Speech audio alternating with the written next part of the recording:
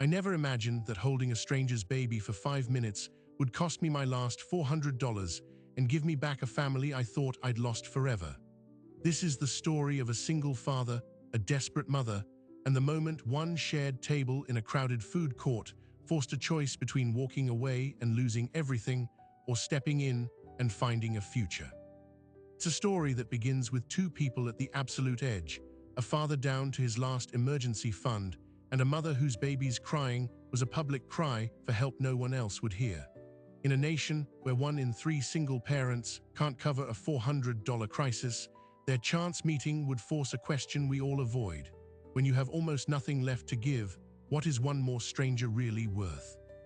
For Alex Carter, Saturday mornings at the Westgate Mall food court weren't about leisure. They were a carefully budgeted lifeline. The $3.99 kids' meal for his 5-year-old daughter, Emma, represented one of the few predictable expenses he could still afford after the layoff. His emergency fund had dwindled to exactly $412, the exact amount research shows 1 in 3 single parents cannot cover when crisis hits. Alex had been an HVAC technician for 11 years until the company downsized. Now he delivered groceries during the week, while Emma was at kindergarten and spent weekends practicing the delicate math of single fatherhood, dividing attention, multiplying love, and subtracting every non-essential cost. The mall was their sanctuary because it was free to sit, free to watch the fountain, and free to pretend, for 1 hour, that they weren't one broken transmission away from financial freefall. Emma, with her light-up sneakers and a pink jacket that was already getting too small, saw the world differently. To her, the food court was a castle of smells and sounds. She'd point at the pretzel stand, the smoothie kiosk, the families with shopping bags narrating a story for each one. Alex would nod, smiling, while mentally calculating the days until his next gig work payout. This particular Saturday in March felt heavier. The rent was due in 5 days, and the $412 in his account was also the exact amount he owed. And that's when Emma stopped mid-sentence, tugging on Alex's olive jacket sleeve. "Daddy, look, that baby is really sad." Alex followed her pointing finger to a young woman 3 tables away. She was maybe 24, with dark circles under her eyes so pronounced they looked like bruises. Her dark hair was pulled into a messy ponytail, and she wore a simple gray hoodie. In one arm, she cradled a baby who was crying, not the gentle fussing of a sleepy infant, but the sharp, escalating wails of total distress. The woman, Chloe, was trying to eat a container of yogurt with her free hand, but every time she brought the spoon to her mouth, the baby's crying intensified. She'd put the spoon down, rock the baby, try again. It was a loop of frustration. Alex watched as she scanned the crowded food court, her eyes skipping over the groups of friends and couples, landing on empty seats that offered no solution. Her body language screamed a truth the statistics bear out.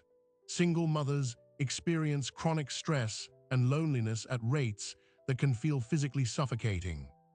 What happened next was a social experiment in real time. A teenager at the next table rolled his eyes and put in earbuds. An older couple gathered their trays and moved further away. A group of women glanced over with expressions of pity but made no move to help. This wasn't malice, it was the calculated avoidance of discomfort. Chloe was trapped in a bubble of invisible walls, holding a crying infant in one of the most public places imaginable, yet completely isolated. The baby's cries, studies show, aren't just a sound. They're a physiological stressor that can spike a mother's anxiety to breaking point, especially when she lacks support. Alex felt a familiar pull in his chest. It was the same instinct that made him stop for stranded motorists during his technician days, the same impulse that had financially burned him more than once.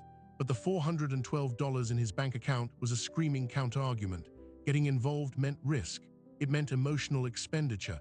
It meant potentially crossing a line that could backfire in a dozen ways. Emma, however, had no such calculations. "She needs help, Daddy. The baby is too loud for her to eat." Before Alex could formulate a response, he saw Chloe's shoulders slump in defeat. She gave up on the yogurt, placed the container down, and simply held the crying baby against her chest, closing her eyes. It was the posture of someone who had hit a wall.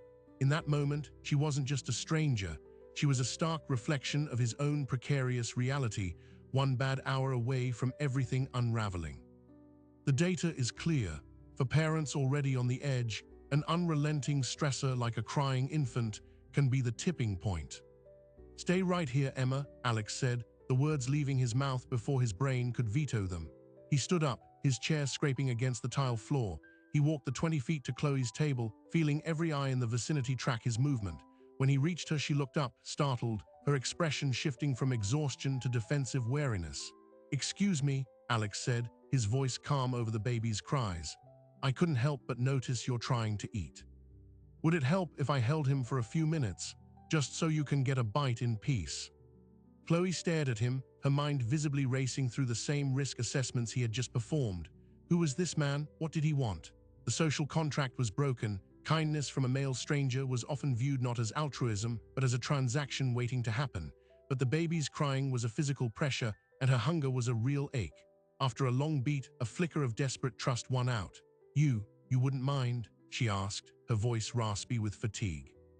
"Not at all," Alex said, and with a transfer as natural as if he'd done it 1,000 times, Chloe passed the bundled, wailing infant into his arms. He settled the baby against his shoulder, the olive jacket fabric familiar and soft. He began a slow, steady bounce, the same rhythm he'd used with Emma years ago. He didn't make shushing sounds, he just provided a steady, calm presence, and something remarkable happened. Perhaps it was the change in scent, the different heartbeat, or simply the shock of a new hold. But within 60 seconds, the baby's frantic cries subsided into hiccuping whimpers, then into silence. The relief on Chloe's face was instantaneous and profound. She picked up her yogurt spoon with a hand that trembled slightly and took a full, unencumbered bite. It was a simple act, but in that moment it was everything. For the first time in what might have been hours, she could attend to her own basic need. Alex stood there, holding a stranger's now quiet baby, while his own daughter watched from their table, beaming as if he'd just performed a magic trick. Chloe ate quickly, efficiently, never taking her eyes off Alex and her son. When she finished, she took a deep breath, the color returning to her cheeks. "Thank you," she said, the words carrying the weight of genuine rescue. "He's been like that all morning, I just needed 1 minute." Alex gently handed the baby back, feeling an unexpected warmth at the trust exchanged. "It's no problem at all. I've got one of my own. I remember how it is." They fell into an awkward but friendly silence. Emma, unable to contain herself any longer, skipped over. "Is the baby happy now?" she asked Chloe. Chloe managed a tired smile. "Much happier thanks to your dad. I'm Emma, that's my daddy Alex. I'm Chloe," she said, "and this is Liam." It was then, as Chloe gathered her diaper bag and prepared to leave, that she mentioned her street, Cedar Lane, as the reason she had to catch the bus. Alex felt the world tilt on its axis. Cedar Lane was his street, the same 8-block stretch of modest duplexes and agging oaks. In a city of thousands, in a mall that served 3 suburbs, this woman, at her absolute lowest point, lived exactly 4 houses down from him. He had passed her porch 100 times and never known. The coincidence was so staggering it bypassed logic and felt like fate. Chloe saw the recognition dawn on his face. "Wait, you know it?" she asked. And in that suspended moment, with his daughter clinging to his leg and a stranger's baby finally peaceful, Alex Carter stood at the precipice of a decision that would cost him every dollar he had left. Because saying, "Yes, I live there too," wasn't just giving directions. It was an invitation into a life that had no room for error and a connection that would demand a price far higher than $412. "Yes," Alex said, the word feeling both inevitable and dangerous. "I live at number 22 Cedar Lane." The look on Chloe's face shifted from weary curiosity to stunned disbelief, then to something like cautious hope. "You're joking. The blue duplex with the broken porch swing?" Alex nodded, a strange sense of vertigo washing over him. He had passed her white rental house with its overgrown hedge 100 times. Their lives had been running on parallel tracks, separated only by drywall and circumstance, completely unaware of each other's silent struggles. What followed was a 10-minute walk that would unravel both of their carefully constructed isolation. Chloe's bus was still 20 minutes away, so Alex, acting on an impulse he couldn't name, offered to walk her home. Emma skipped ahead, delighted by the adventure, while Alex pushed Chloe's stroller, the now sleeping Liam tucked inside. The mundane act of walking down their own street together cracked open a door. Chloe talked. She talked about how Liam's father had left when she was 4 months pregnant, leaving a text message and no forwarding address. She talked about losing her job as a receptionist 2 months prior when her daycare fell through for the third time, a direct example of how single mothers are more likely to exit the labor force due to childcare failures. She was surviving on dwindling savings and the sporadic generosity of a sister who lived an hour away. The yogurt at the food court had been her first real meal in 24 hours. "I just needed to get out of the house," she confessed, her voice low. The walls were starting to feel like they were closing in. "You know," Alex knew. The research was clear. Financial hardship directly fuels social withdrawal and isolation. The shame of having nothing becomes a barrier as solid as any wall. When they reached her porch, an awkward silence descended. The transaction of kindness was complete. The social script said they should nod, say goodbye, and return to being strangers who happened to share a zip code. But Emma, the unwitting architect of this entire situation, looked up at Chloe and asked, "Can we see your house? I want to see where the baby lives." It was a child's innocent request, but it forced a decision. Chloe hesitated, her eyes flicking to Alex, assessing risk and propriety. Then she sighed, a sound of surrender to the absurdity of the day. "Sure, come on in, it's a mess, but come in." The inside of Chloe's house was a physical manifestation of her statistic. It was clean but sparse. A single couch, a folding table, boxes that hadn't been fully unpacked. The refrigerator hummed loudly in the quiet, but what Alex noticed immediately was the chill. It was a cold, damp cold that seeped into your bones. Chloe saw him shiver. "The furnace died last week," she said matter-of-factly. "The landlord says he'll get to it, but it's been 7 days. We've been sleeping in the living room with the oven on for heat." She said it without self-pity, as if stating a simple fact of life, like the color of the sky. Alex's HVAC technician brain switched on automatically. "Can I look at it?" he asked. The question hung in the air. This was the pivot point, the moment the story could have ended. He could have left, his good deed done, his conscience clear, but professional instinct and a deeper, more human pull took over. Chloe, worn down by the cold and the constant stress, just nodded. "It's in the basement, but you really don't have to." He was already heading for the basement door. What he found downstairs was a 15-year-old furnace with a cracked heat exchanger, a complete failure and a dangerous one at that. Carbon monoxide could have been leaking into the house for days. This wasn't a repair, it was a replacement, a job that would cost thousands. He came back upstairs, his face grave. "You can't run that furnace again. It's not safe. You and Liam can't stay here tonight if it's going to be cold." The color drained from Chloe's face. The 4 walls she feared were now literally toxic. She had nowhere to go. Her sister was out of town. A hotel was financially impossible. The social safety net, as studies consistently show, is full of holes for single parents in crisis, with waiting lists for shelter and Byzantine application processes. She was holding Liam tighter now, her earlier vulnerability hardening into a kind of frantic determination. "We'll be fine. We have blankets." Alex looked at Emma, who was peering at a children's book on the floor, then back at Chloe. The $412 in his bank account screamed a warning, but another number screamed louder, 35.6. The percentage of single-mother families living in poverty. He was standing in its exact, chilly epicenter. "No," he heard himself say, "you'll come stay with us, just for tonight, until you can get this sorted with your landlord."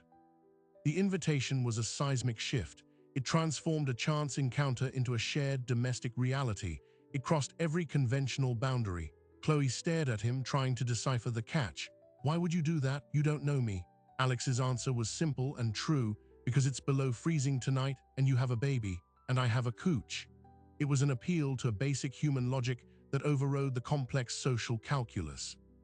An hour later, Chloe and Liam were installed in Alex's small living room, a makeshift bed made up on the couch. The dynamic was surreal. Emma was thrilled to have a sleepover, treating Chloe like a new friend rather than a refugee from a broken furnace. Alex ordered a pizza, using his credit card and pushing the thought of the impending interest charge from his mind. As they ate, the conversation deepened past crisis management. Chloe revealed she had an interview the following Thursday for a data entry job, but she had no one to watch Liam. "I've called every licensed daycare in the area. There's a year-long wait list, or it costs more than the job pays," she said, voicing the trap that ensnares millions. Childcare costs, averaging over $9,000 a year, making work literally unaffordable. Alex, without even consulting the part of his brain that handled survival, said, "I watch Emma on Thursdays. I'm between gigs. I could watch Liam for a few hours. The offer landed between them. It was no longer temporary shelter. It was an ongoing commitment. It was a thread stitching their crises together. Chloe's eyes filled with tears. She quickly blinked away. The acceptance of help, for someone used to being refused, was a vulnerability more terrifying than the cold. That night, after Chloe and Liam had fallen into an exhausted sleep on the couch, Alex lay awake in his bed. The numbers on his phone screen glowed in the dark. $412, rent due in 4 days. He had just invited a profound unknown into the one stable space he had left for his daughter. He had acted on an instinct older than bank balances, the instinct that says a crying baby must be comforted, a cold house must be warmed. But in the modern world, that instinct has a dollar sign attached, and he was about to discover the true cost. The next morning, the reality set in with the dawn light. They were a makeshift household of 4. Alex made coffee, Chloe fed Liam, Emma chattered, weaving Chloe seamlessly into her morning narrative. It felt bizarrely normal, a preview of a life that wasn't theirs. Then Alex's phone buzzed. It was a gig, a last-minute furniture delivery that would take 6 hours and pay $120 cash. It was a lifeline, but it meant leaving Chloe alone in his house with all his possessions. The trust test was immediate and stark. He showed her the text. "I need to take this. It starts in an hour. Will you be okay here with the kids?" Chloe understood the subtext perfectly. He was handing her the keys to his life. She met his gaze, holding Liam on her hip. "We'll be here. Emma and I will build a fort." It was a promise. Alex left, the trust placed feeling like a physical weight in his chest. The gig was grueling, hauling sofas up 3 flights of stairs, but the $120 in cash felt like a victory. When he returned, sweaty and sore, the scene that greeted him unraveled him completely. The living room was transformed into an elaborate blanket fort. Emma's laughter echoed from inside it. The smell of grilled cheese sandwiches hung in the air. Chloe was washing the lunch dishes, Liam dozing in a carrier on her chest. She had not only stayed, she had cared for his daughter, cleaned his kitchen, and created a moment of pure joy in the middle of the chaos. She handed him a plate with a leftover sandwich. "Figured you'd be hungry." In that moment, the transaction was obliterated.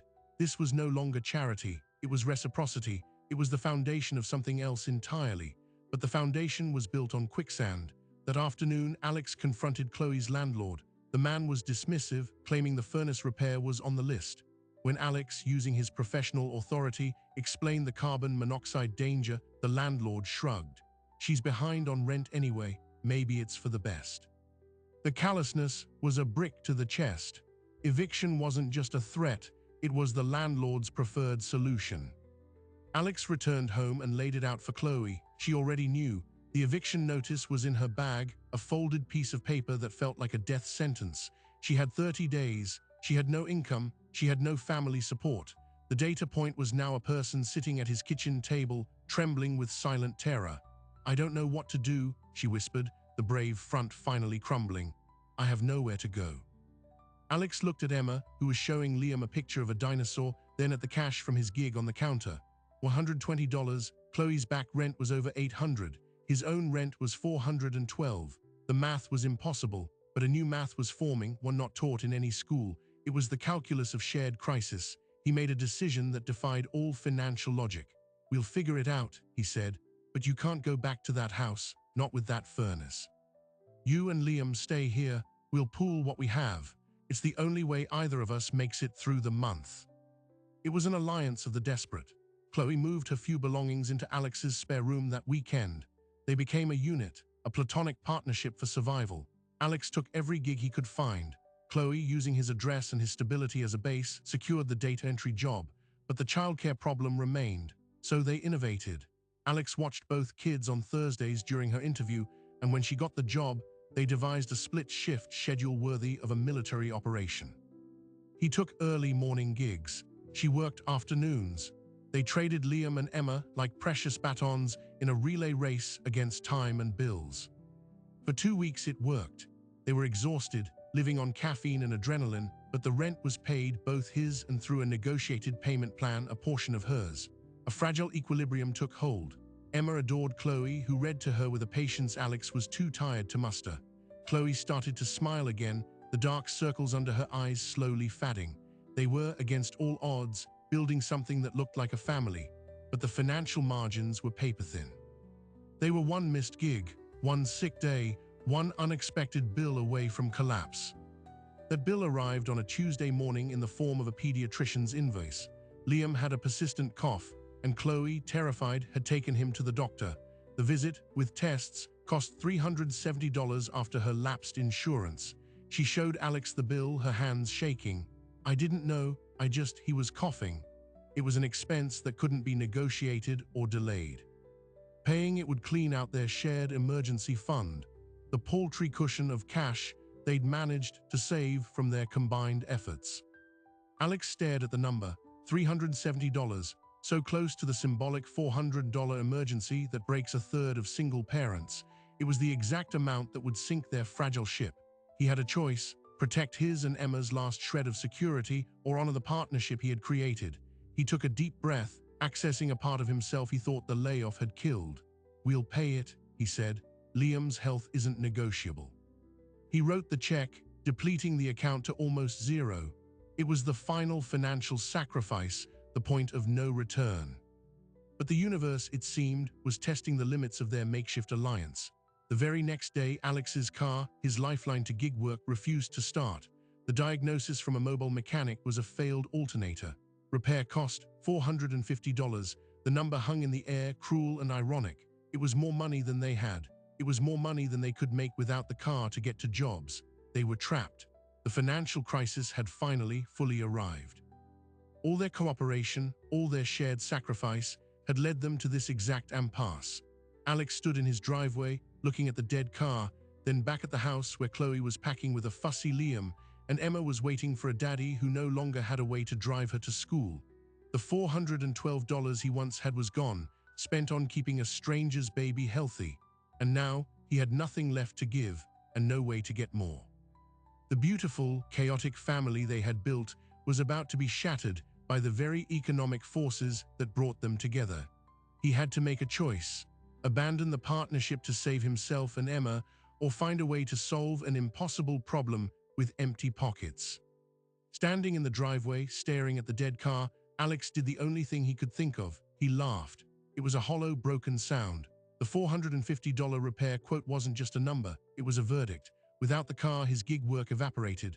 Without income, the fragile ecosystem of 4 people in his 3-room house would collapse within weeks. He walked back inside, the weight of failure pressing down on his shoulders. Chloe took one look at his face and understood. The color drained from her own. "The car?" she asked quietly. Alex just nodded. For the rest of the day, a heavy silence blanketed the house. They moved through their routines mechanically, feeding Liam, helping Emma with her letters, but the energy of determined partnership was gone, replaced by the grim anticipation of an inevitable end. That evening, after the kids were asleep, they sat at the kitchen table with a notepad, attempting a budget with numbers that didn't exist. "I get my first paycheck in 10 days, Chloe said, her voice barely a whisper. "It's $400 after taxes." We could put it all toward the car." It was a devastating offer. It meant she couldn't pay anything toward her back rent or her own debts, cementing her financial ruin to potentially save his. Alex shook his head. "That paycheck is your only chance to start digging out. We can't burn it on my alternator." "Then what's the alternative?" Chloe's question hung in the air, unanswered. The alternative was the end. Emma would have to go back to her mother's full-time, a prospect that filled Alex with a different kind of dread. Chloe and Liam would be forced into a shelter system already overflowing with single mothers and children. Their experiment in mutual aid would be recorded as a noble failure, another data point in the study of poverty's inescapable gravity. But then Emma, who had been quietly drawing at the end of the table, pushed a piece of paper toward them. It was a crayon picture of the 4 of them at the Mal food court with a big yellow sun above. At the bottom, in her careful print, it said, "Our happy place." Alex looked at the picture, then at his daughter. "The Mal," he said slowly, an idea forming through the fog of despair. "That's where this started. It's where everyone goes." Chloe frowned. "What are you thinking?" "I'm thinking we have nothing left to lose," Alex said, a strange energy replacing his defeat. "And sometimes when you have nothing, the only currency you have is a story." What he proposed was absurd, a Hail Mary born of pure desperation. The Westgate Mal food court, where they had met, was always packed on Saturday afternoons. What if they went back? What if they simply told people what was happening? Not as beggars, but as a family, because that's what they had become, asking for help to fix the car that was the engine of their survival. Chloe was horrified. "You want to panhandle in front of our neighbors?" "No," Alex insisted. "Not panhandle. We're not asking for cash for nothing. We are crowdfunding in person. We tell the truth. We show them Liam. We show them Emma. We tell them the car broke, and if it doesn't get fixed, this falls apart. We ask for help." The risk of public humiliation was staggering. They would be exposing their most private shame, their financial collapse, their unorthodox living situation to the judgmental eyes of their entire community. The social withdrawal that had protected them would be violently reversed. But Alex's logic was chillingly sound. They had exhausted every private option. The public square was all that remained. That Saturday, with a sense of surreal dread, they returned to the scene of their first meeting. Alex made a simple sign on the back of a pizza box. It didn't say homeless or hungry. It read, "Our car broke. It's how we work and get to school. Any help to fix it gets us back on the road. Thank you." He taped it to the front of Liam's stroller. They bought a single soda to justify occupying a table, and then they waited, their hearts pounding. For the first hour, nothing. People averted their eyes, quickening their pace. The rejection was a physical chill. Then an older woman stopped. She read the sign, looked at Chloe's tired face, at Alex holding Emma's hand. "What happened to your car?" she asked, not unkindly. Alex told her, "The alternator, $450. He mentioned he was a gig worker. He mentioned Chloe's new job. He didn't embellish, the facts were dramatic enough." The woman listened, nodded, and then opened her purse. She placed a $20 bill on the table. "My son drives for a delivery app," she said. "I know how it is." Then she walked away. It was a crack in the dam. Her act gave permission to others. A teenager who'd been sitting nearby came over and dropped $5 in change. "Good luck," he mumbled. A father with 2 kids of his own stopped, talked to Alex for 10 minutes about the brutal cost of childcare, and gave $40. The money wasn't pouring in, but it was appearing, $10 here, $5 there. More importantly, people were stopping to talk. They were sharing their own stories of near misses with financial disaster. The food court became an impromptu town hall for economic anxiety. By 3 p.m., they had $187. It was miraculous, but it wasn't enough. They needed more than double that. Alex felt hope beginning to curdle back into despair, and then a man in a suit approached.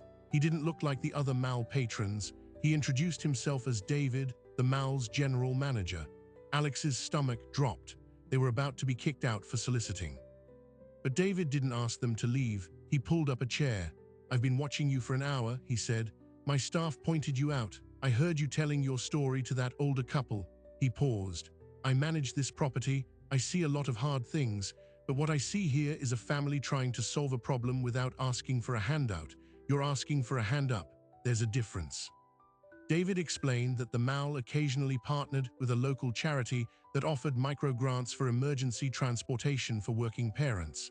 It was a long shot, and the application took weeks, but he would personally fast-track their case. In the meantime, he reached into his wallet and added a $100 bill to the pile on the table. "Consider this an advance," he said. The act of official recognition from the mall itself changed everything. It legitimized their cause. A local news reporter, having coffee nearby, caught wind of the interaction and came over. By 5 p.m., Alex and Chloe were giving a televised interview on a local affiliate, sitting at the very table where they'd met. They told the whole story, from the crying baby to the dead furnace to the broken alternator. They presented not as victims, but as determined parents who had pooled their last resources and hit one final, immovable wall. That night the story aired. The segment was titled "The Food Court Family." It highlighted the statistical realities they embodied: the 35.6% poverty rate, the $9,000 childcare barrier, the 1 in 3 single parents without emergency savings. It presented Alex and Chloe as the human face of those numbers. The response was instantaneous and overwhelming.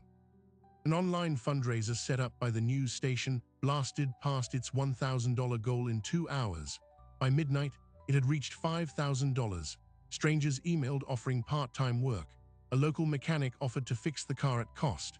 A daycare center with an unexpected opening contacted them, offering a sliding scale spot for Liam. It was a deluge of solutions, a collective decision by their community to not let this particular story end in collapse. Alex and Chloe stayed up until 3 in the morning, crying and reading comments from people who saw themselves in their struggle.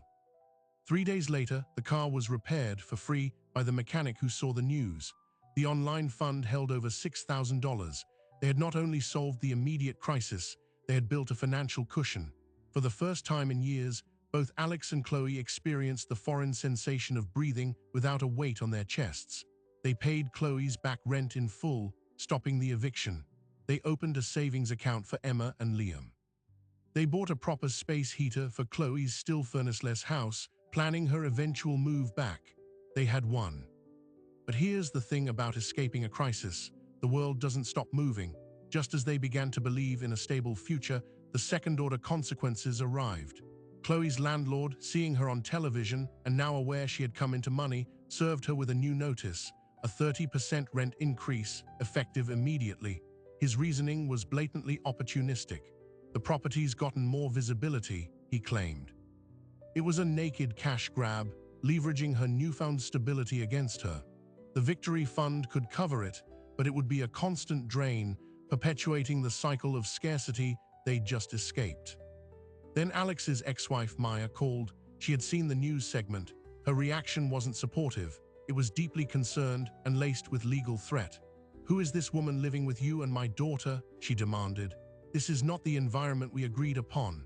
She threatened to revisit their custody agreement, arguing that the unstable, improvised living situation with a near stranger and her infant was not in Emma's best interest. The family court system, as Alex knew, often viewed unconventional arrangements with skepticism, especially when finances were chaotic. His hard-won stability with Chloe now endangered his guaranteed time with his own child. The worst blow, however, was the most personal. Alex received a call from the gig work platform he relied on. Due to community reports about his public solicitation at the mall, despite its positive outcome, his account was under review for violations of their conduct policy. The platform's terms strictly prohibited associates from engaging in activities that could damage the brand's reputation. The news story, while sympathetic, had publicly associated their brand with a worker in financial desperation. Alex was temporarily suspended, pending investigation. The primary engine of his income was shut off at the exact moment he needed to demonstrate financial reliability to family court. The walls were closing in again, but this time they were made of bureaucracy, legal threats, and corporate policy, not just broken machinery. They had solved the money problem only to discover that money was just the first layer of defense. The deeper societal systems, housing, child custody law, corporate gig economy rules were now activating, applying pressure designed for nuclear families, not for the makeshift, interdependent family they had built. Chloe, facing her greedy landlord, made a radical decision. She wouldn't pay the increase. Instead, using a portion of the fund, she retained a legal aid attorney and filed a complaint against the landlord for the uninhabitable condition of her rental, the broken, dangerous furnace he had never fixed. It was a declaration of war, one that would tie her in legal battles for months. Alex, facing the loss of his gig work, reached out to every local HVAC company, using the news story as a testament to his character and his desperate need for stable work. He got 3 interviews. They were fighting on all fronts, but the emotional cost was mounting. The pressure began to strain the very bond that had saved them. A fierce argument erupted one night over the fund money. Chloe wanted to use more of it for her legal fight. Alex, terrified of the custody battle, wanted to conserve it to prove financial solvency. "My son needs a safe home," Chloe shouted. "My daughter needs to stay in her home," Alex shouted back. It was the first time they had raised their voices at each other. The conflict laid bare the painful truth. Their alliance, while powerful, was built on overlapping but not identical emergencies. Their priorities were starting to diverge. In the tense silence that followed the argument, Chloe said something that changed everything. Maybe I should take Liam and go to my sisters. This is blowing up your life." The custody thing, I can't be the reason you lose Emma. It was the most selfless and destructive thing she could offer. It would solve Alex's immediate legal problem with his ex-wife. It would also break the partnership that had saved both of them, sending Chloe and Liam back into precarious instability. Alex looked at her, at the woman who had become his co-parent in all but name, and realized the crisis was no longer financial. It was existential. It was about what they were willing to sacrifice for each other and what defined a real family. Before he could answer, there was a thunderous knock at the door. It was Chloe's landlord, accompanied by a sheriff's deputy. Despite the legal aid filing, the landlord had obtained an emergency order, claiming non-payment of the new increased rent that was under dispute. The deputy informed Chloe she was to be removed from the premises immediately for illegal occupancy of her own home. The landlord, smug, had changed the locks while they were at Alex's house. All of Liam's belongings, their clothes, their few pieces of furniture, were locked inside. The legal system, slow to protect, had been lightning fast to enforce. Standing on the sidewalk in the dark, holding a screaming Liam with nothing but a diaper bag, Chloe looked at Alex, her face a mask of utter defeat. The partnership, the fund, the community support, none of it had been enough to stop the brute force of an unjust eviction. Alex, with Emma clinging to his leg, faced the ultimate test. Letting Chloe and Liam go to a shelter now would be the sensible, legally protective choice. Bringing them back into his home, amid an active custody threat from his ex-wife, would be professional and parental suicide. He had 5 seconds to decide. He reached out, took the diaper bag from Chloe's shoulder and said, "You're not going anywhere, you're family, and we fight for family." It was a line drawn in the sand. It was also the moment he guaranteed the coming storm would break over all of them. Bringing Chloe and Liam back into his home that night was the most expensive decision Alex Carter ever made, and he wouldn't learn the price tag for another 72 hours. The first cost came at 3 a.m. when his ex-wife Maya's lawyer sent an email citing the unstable and unpredictable living situation and the public spectacle at the mall. She was filing an emergency motion for temporary full custody of Emma. The hearing was set for Friday, 72 hours. Alex showed Chloe the email in the gray morning light. She read it, her face crumbling. "I'll leave right now. I'll go to a shelter, tell them I left." But Alex shook his head. "If you leave now after the eviction, they'll say I abandoned someone in need. If you stay, they'll say I'm irresponsible. There's no winning move, so we stopped playing their game." What he meant was, they would go to court and tell the truth, the whole truth, without shame. They spent the next day preparing with a pro bono attorney from Legal Aid. They documented everything: the $412 Alex started with, the pediatrician bill for Liam, the community fundraiser, the landlord's illegal eviction. They framed their story not as chaos, but as resilience, as innovative mutual aid in the face of systemic failure. The attorney was blunt. "Family court prefers traditional stability. What you've built is beautiful, but it's not traditional. We need to make them see it as stronger, not weaker." The second cost came from the gig platform. His suspension became permanent termination. The brand risk of his public story was deemed too great. The primary pillar of his income vanished overnight. But in a twist he couldn't have predicted, that termination became their strongest evidence. The attorney included it in their filing as proof of the retaliatory economic consequences faced by working parents who go public with their struggles. It wasn't just bad luck, it was systemic punishment for visibility. The day before the hearing, something remarkable happened.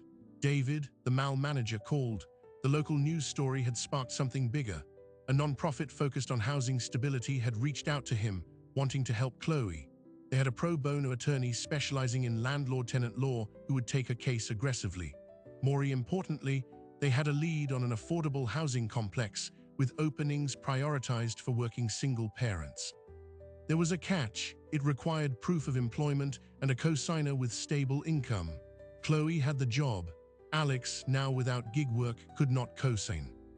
They arrived at the courthouse on Friday feeling like they were walking to their execution. The hallway was crowded with other families in various states of crisis. Maya was there with her lawyer, looking strained but determined. When their case was called, they entered the quiet, wood-paneled room. The judge, a woman in her 60s with sharp eyes, reviewed the file.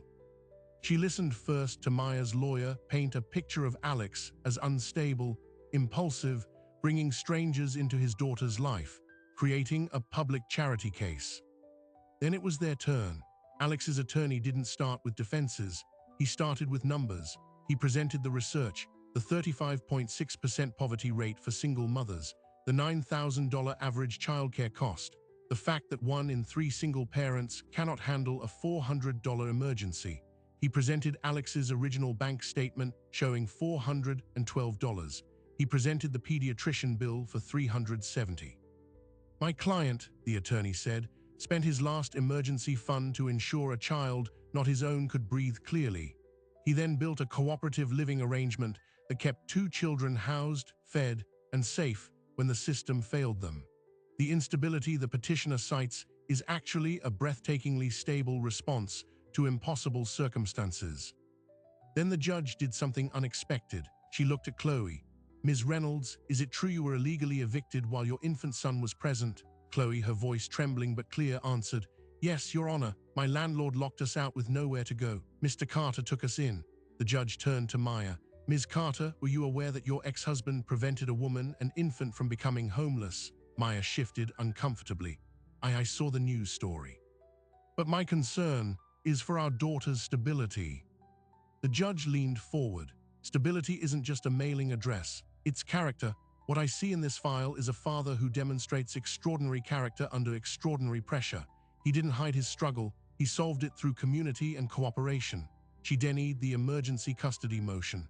She went further, recommending Alex be granted additional parenting time for demonstrating exemplary parenting judgment under duress. Then she looked at Chloe. As for you, young lady, this court is familiar with your landlord. He has other cases pending. My clerk will connect you with the housing court judge who oversees his properties. You will get your belongings back. They walked out of the courthouse into the spring sunlight, stunned. Maya approached them, her lawyer hovering behind. She looked at Alex, then at Chloe. I was scared, she admitted quietly. I saw this woman moving in and the news stories, and I thought you were losing it. But the judge is right. You did what I wouldn't have had the courage to do. It wasn't forgiveness, but it was respect. The custody battle was over. The following week, with the legal threats dissolved, their energy turned to rebuilding. The nonprofit secured Chloe's belongings and a temporary rental subsidy while her legal case against the landlord proceeded. Alex, now a local minor celebrity from the news story, applied for every stable HVAC job in the county. He got 3 offers. He took one with a small family-owned company that valued his community spirit as much as his technical skills. It came with health insurance and a reliable paycheck. With his first real paycheck, Alex did something that completed the circle. He withdrew $412 in cash, the exact amount he'd started with. He handed it to Chloe. This is yours, he said. It's the emergency fund you never had. Put it in an account and don't touch it unless you have to. It was the full return on his original, terrifying investment. Chloe cried, but this time they were tears of relief, not despair. The surprising detail, the one that cemented their story as something more than luck, arrived 6 months later. The Westgate Mall, inspired by the food court family phenomenon, partnered with the local nonprofit to launch a pilot program called The Welcome Table. One Saturday a month, a corner of the food court was dedicated to connecting struggling parents with resources, legal aid, childcare referrals, job training programs, and yes, occasional microgrants for emergencies like car repairs. David, the manager, credited Alex and Chloe with the idea. They showed us that community isn't something you have, he told the paper. It's something you build by noticing the person at the next table. Chloe won her housing case. Her landlord was fined and forced to repair the furnace. She moved into the affordable housing complex, just 10 minutes from Alex's house. Liam got a spot in the on-site daycare. Their living arrangements normalized into what they always were, 2 separate households bound by profound connection. Alex had Emma on weekdays, Chloe had Liam, and on weekends, they often merged, park trips, shared dinners, a chaotic, joyful blending of their little family. Alex's $412 was gone, spent on a pediatrician bill for a child not his own. In return, he gained a family he never expected, a fierce friend in Chloe, a little boy who called him Uncle Alex, and the unshakable knowledge that his daughter was watching him become the kind of man who builds tables longer when more people show up. The economics of kindness, it turns out, have a compounded interest. You spend your last dollar on a stranger's crisis, and somehow, against all logic, you end up richer than you started. Their story didn't end poverty or fix a broken system, but in a city where 1 in 3 single parents faces financial catastrophe, they proved a single thread of human connection can be strong enough to pull 2 families back from the edge. They built a family from scattered pieces, not because they had extra to give, but because they chose to share the burden of having nothing. And in that sharing, they found everything. So what does the story of Alex, Chloe, Emma, and Liam really tell us about the world we've built?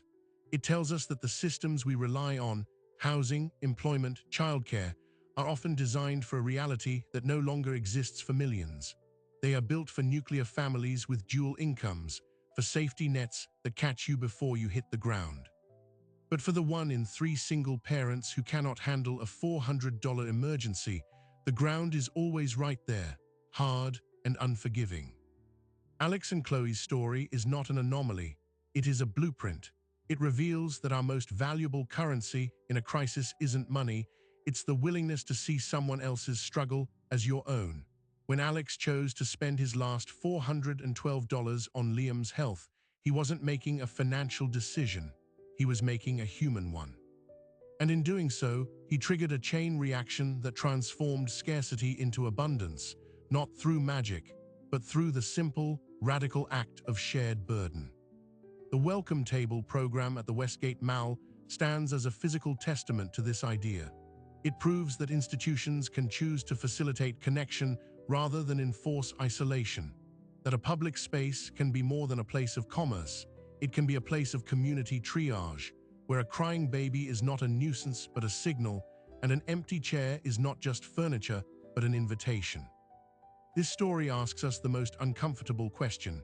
In a society that praises self-sufficiency above all else, what if interdependence is actually the stronger model? What if the solution to the loneliness epidemic and the financial fragility crisis is the same solution? It is the courage to look up from our own plates, to notice the person whose hands are too full to eat, and to ask, not what will this cost me, but what could we build together? Alex and Chloe built a family, not from biology, but from choice, not from excess, but from lack. And in that construction, they found a stability more resilient than any paycheck or lease agreement could provide, a stability built on proven trust, earned through shared storms. Their journey from that food court to a courtroom and back to a different kind of home reminds us that the most powerful forces are often the quietest. A held baby, a shared table, a repaired car, a defended friend. These are the small, deliberate bricks that can rebuild a life and, by extension, rebuild a community. So the next time you're in a crowded place and you see someone struggling, remember that the distance between a statistic and a story is just a moment of recognition. The gap between isolation and family is just one offered hand. The space between collapse and survival is sometimes exactly the width of a food court table.